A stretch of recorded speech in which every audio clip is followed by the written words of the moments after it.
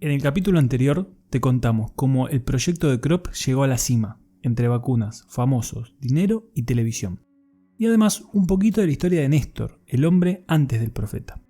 En este capítulo vamos a repasar el comienzo del juicio y la prisión preventiva, con la colaboración de Osvaldo Igunet, un aliado inesperado del profeta, periodista y autor del libro La pirámide del infierno, que nos va a relatar su experiencia de primera mano en este caso. Vamos a la presentación y arrancamos.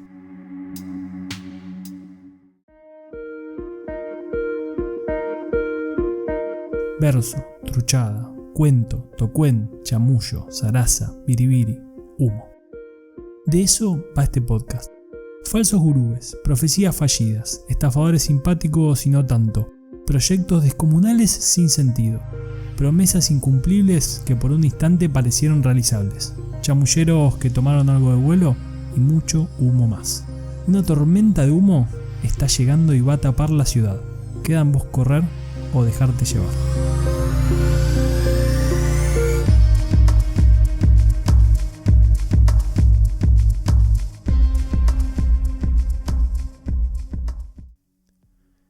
El maravilloso proyecto del profeta se vio terriblemente conmovido la mañana del 24 de febrero de 2012. Néstor Santiago Corsi, el profeta Crop, es detenido en la localidad de San Marcos Sierra, procesado por presuntas estafas y ejercicio ilegal de la medicina, en un operativo llevado a cabo por fuerzas especiales de la policía cordobesa con un despliegue nunca antes visto por esa zona. El profeta se entregó pacíficamente en las instalaciones del Pozo de Luz, donde también se secuestró mucha documentación.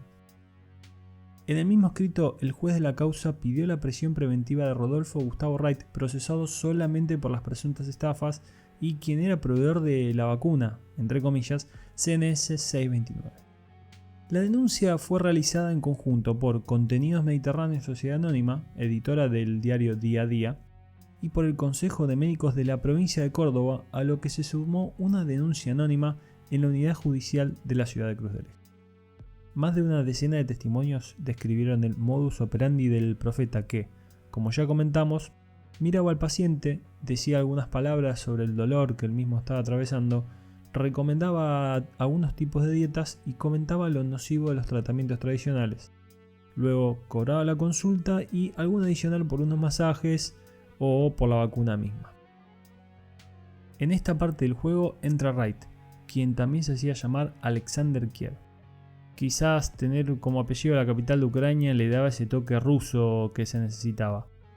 Quien era el proveedor de la vacuna, a través de unas oficinas localizadas en Puerto Madero. Junto con su familia, que quedó desvinculada de la causa, Wright era titular de Droguerías del Sol SRL, esencialmente dedicada a la elaboración de suplementos dietéticos. La vacuna era producida por esta sociedad, tenía una inscripción en ruso impresa por el mismo Wright, pero era en industria nacional, y se componían de ácido fórmico y sales de cobre, que en esencia son dos componentes antibacterianos y de amplios usos. Ya preso, Corsi revelaría, entre comillas, la fórmula de su vacuna, aunque los peritos farmacológicos le hubieran ganado de mano. En su revelación, como ya describimos, cuenta cómo obtener el ácido fórmico de manera natural, macerando 50 cabezas de hormigas coloradas. Si bien el dato es preciso, ya que naturalmente este ácido proviene de las hormigas, lo que relató es un método del siglo XIX. Además de la vacuna, Corsi indicaba la ingesta de limones, miel, propóleos y otros dos productos del mismo laboratorio, Regenviol X y Elixir 323. En otras palabras, un multivitamínico y magnesio. Sí, otra vez aparece el magnesio. Entre febrero de 2012 y octubre de 2014, Néstor Corsi estuvo detenido con prisión preventiva, siendo rechazados varios pedidos de excarcelación. En lo que duró el juicio oral, un grupo de seguidores lo acompañó y lo apoyó. Se realizaron varias campañas a través de las redes sociales y los diferentes sitios web que el profeta tenía. Pero en este periodo se ganó un apoyo muy particular, el de Osvaldo Igunet, un periodista, predicador cristiano de General Rodríguez y luego de algunos años amigo de quien les está hablando ahora. Igunet se define en Twitter como periodista artesanal siempre, productor y conductor radial cuando me dejan, me gusta escribir y cada tanto publico algún libro. y fue quien realizó la investigación más profunda y extensa sobre el tema, escribiendo varios posts en su blog a través de videos de YouTube, y lo coronó finalmente con un libro, La Pirámide del Infierno, donde relata los periplos judiciales del profeta, haciendo alusión a la famosa pirámide que al final fue un pozo. Pero Igunet no habría llegado a Corsi si no fuera por este grupo de gente tan grande que lo bancaba. ¿Por qué digo que es una defensa particular? Porque a diferencia de todos sus seguidores, cuando uno escucha hablar y lee a Igunet, es notorio el desinterés sobre la condición de profeta de Corsi y sobre sus poderes curativos. Además mantiene un discurso racional apegado estrictamente al proceso judicial. Su argumento, si bien es discutible, es sumamente razonable. Yo tengo mi resumen de su visión, pero prefiero que lo escuches de su propia voz. Quiero aclarar que la charla fue larga y plagada de detalles, pero a los fines del podcast la resumí en preguntas y respuestas puntuales. Agradezco de corazón a Osvaldo su tiempo y buena predisposición. Hola Osvaldo, ¿cómo es que apareces en San Marcos Sierra? Hola Leonardo, ¿cómo te va? Gracias por incluirme en tu trabajo. Me preguntás cómo llegué a San Marcos Sierra. Bueno, mi historia con el norte de Córdoba es larguísima. Yo ya desde chico visitaba con mi padre Capilla del Monte y el Cerro Uritorco, pero en realidad en lo que hace al tema de Néstor Santiago Corsi, yo llego a Córdoba después de un viaje por 4 provincias norteñas, porque en mi carácter de periodista yo estaba investigando en esa época, hablamos del año fin del 2013, estaba investigando el tema del escudo norte, y bueno, en uno de esos viajes decido que en vez de volver por la ruta 34, volviendo un poco de paseo, termino en San Marcos Sierra para pasear, para verla después de tantos años, la famosa Villa Hippie del Norte. Es ahí donde me entero, si bien yo tenía de oídas, pero recuerdo y escuché comentarios en una mesa vecina de un bar que hablaban del pozo de luz, la construcción que había hecho un tipo que se hacía llamar el profeta Krop y que estaba preso. Un par de días después me contactan gente que creían que el hombre podía ser inocente de los cargos que se le imputaban, que había una arbitrariedad o una injusticia judicial manifiesta. Me preguntan si me interesaría investigar todo este asunto y bueno, me terminan contratando de alguna forma para hacer una especie de investigación privada que yo transformo en periodística al poder publicar las notas en mi página que tenía en aquel momento, que después se convirtió en el libro La Pirámide del Infierno, ¿no? Te hago otra pregunta. ¿Por qué pensás que Néstor Corsi va preso y por qué pensás que no debería ir preso? Si estaba bien o mal detenido. Bueno, mi investigación no hace ningún hincapié sobre las cualidades proféticas o científicas de Corsi. Casi las explica en el libro, pero no se mete en eso porque no es el quid del libro. Judicialmente la causa, bueno, se ve en el desarrollo de la historia que hay un montón de irregularidades en el proceso que lo lleva a la detención y encarcelamiento. Para cuando yo tomo la historia y la investigación, el hombre llevaba más de 2 años detenido sin juicio, sin procesamiento y por lo tanto sin condena.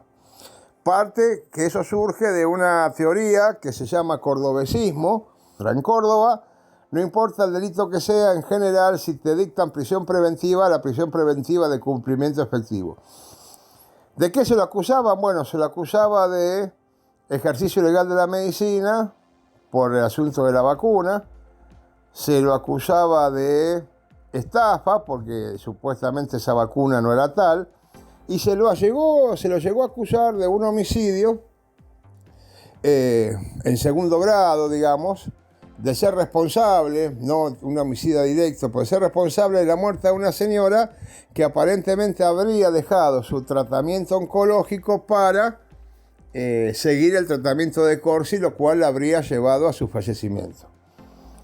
¿Qué demostraron mis investigaciones desde el punto de vista judicial? Bueno, que las acusaciones sobre estafa no eran infundadas, pero eran discutibles, el ejercicio ilegal de la medicina lo mismo, y el fallecimiento de esta mujer no correspondía porque hasta donde yo pude averiguar y lo publiqué, e incluso quise ir a las fuentes a consultarlo también para tener su versión, nunca me quisieron recibir, pero tampoco me iniciaron un juicio por difamación, por ejemplo.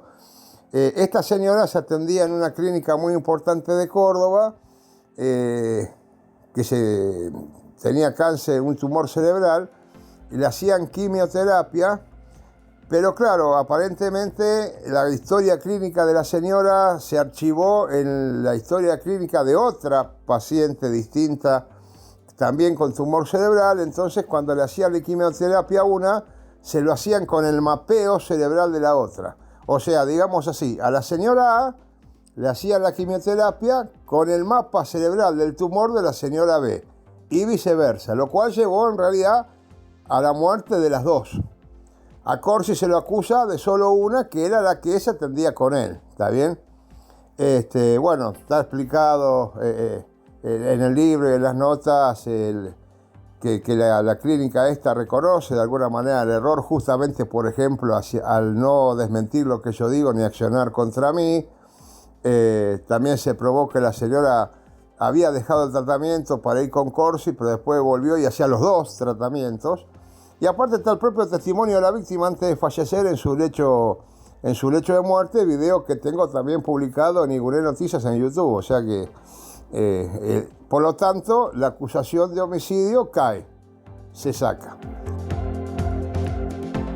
En tu libro vos proponés una teoría, podría decirse conspirativa, de por qué él termina en la cárcel. Pero bueno, es bastante verosímil. ¿Podrías resumírmela? Es que el tribunal de Cruz del Eje es un tribunal con una historia de irregularidades en muchos otros casos. El fiscal que intervino en la causa originariamente, el fiscal Bertone, es un tipo que incluso yo en otras investigaciones criminales que hice en Córdoba vuelve a intervenir con muchísimas irregularidades. La policía jefa del operativo de detención de Corsi en el 2012 también está involucrada en casos posteriores de detenciones irregulares. Y se sabe también, por ejemplo, que el predio, el Pozo de Luz, en aquel momento estaba, con la construcción y todo, estaba evaluada en algo así como 13 millones de dólares, con una discusión de titularidades que siempre hay en esa zona del norte cordobés. O sea que el tipo era propietario de una tierra muy codiciado por mucha gente. Por el otro lado, y lo que terminaba para mí de cerrar la teoría conspirativa, es que el que hace la denuncia formal contra Corsi por ejercicio ilegal de la medicina y por todo lo demás es el Colegio de Médicos de Córdoba. Ahora, muchos integrantes del Colegio de Médicos de Córdoba eran también accionistas de este sanatorio que yo te digo que equivocaron las historias clínicas.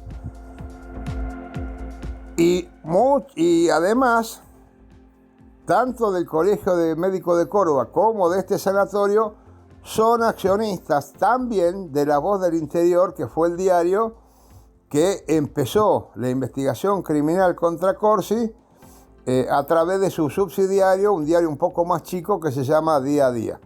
O sea que daba para pensar que, más allá de que Corsi fuera o no un profeta trucho, la causa judicial no estaba, digamos así, muy clara en su concepción, en su ejecución y en su contenido, ¿no? ¿Qué te sorprendió de Néstor Corsi? Puede ser para bien o para mal.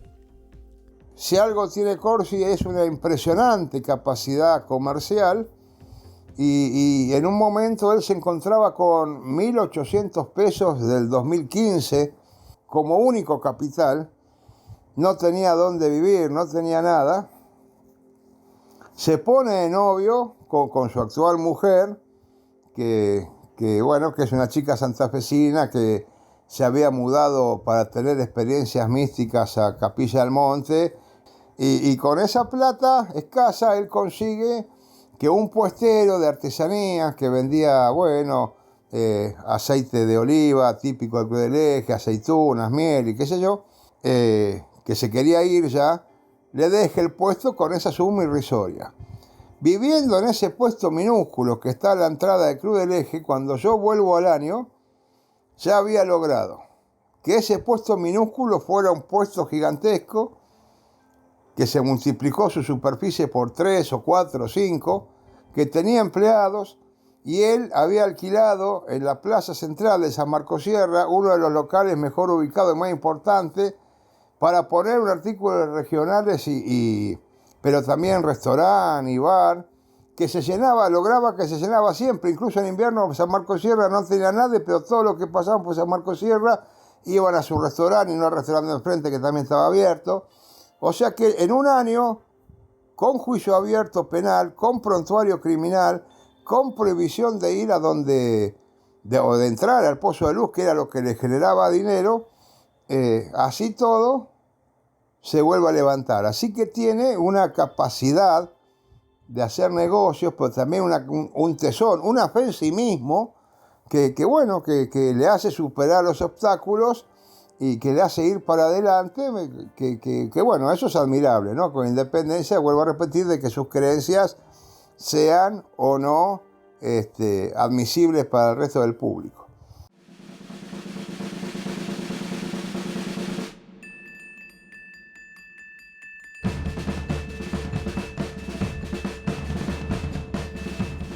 Lo que viene, lo que viene. En el próximo episodio escuchamos el último tramo de la entrevista con Osvaldo Igunet, con anécdotas del profeta. También vamos a contarte cómo fue que lo liberaron.